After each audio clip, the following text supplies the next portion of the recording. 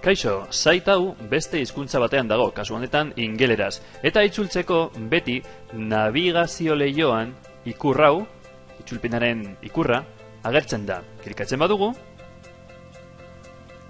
sitea itzultzen da. Badago beste modu bat, webguneak itzultzeko. Eta da guk gomendatzen duguna.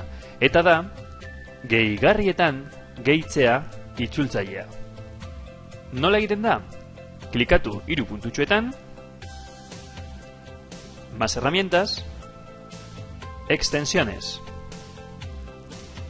Bilatu gehigarri hori, kasu honetan da, traductor de Google. Ez bazaizue hemen ateratzen, zuzen, idatzi goiko barran, eta hemen dago, traductor de Google. Añadir a Chrome,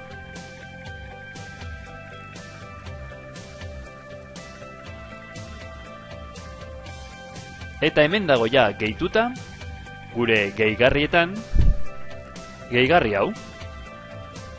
Orain, bueltatuko gara, lehengo web horrira, ingeles ez dago. Hemen klikatzen badugu, aukera daukagu hitz solte bat itzultzeko, adibidez,